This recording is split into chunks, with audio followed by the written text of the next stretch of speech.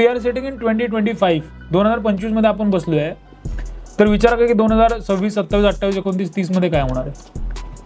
तुम्ही जर न्यूज परत ऐकली असेल, TCSने ऑलरेडी 12,000 लोकांना ले ऑफ केलंय.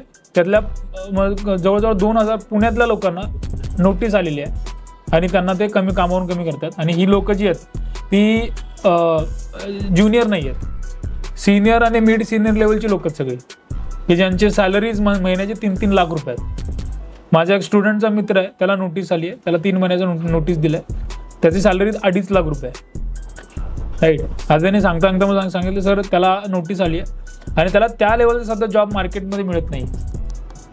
राईट. आणि त्याच्या घराचा EMI 1 लाख रुपये आहे. आता तो टेन्शनमध्ये आला की काय करायचं. हे काय होतं माहिती आहे का, this is due to the AI.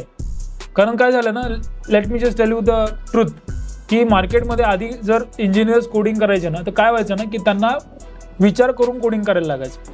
आता तसं राहिलेलं नाही. तुम्हाला जे काय हवं आहे ना ते त्या सिस्टमला सांगा, ती सिस्टम तुम्हाला 2 मिनिटामध्ये पूर्ण कोड लिहून देते. 2 मिनिटामध्ये.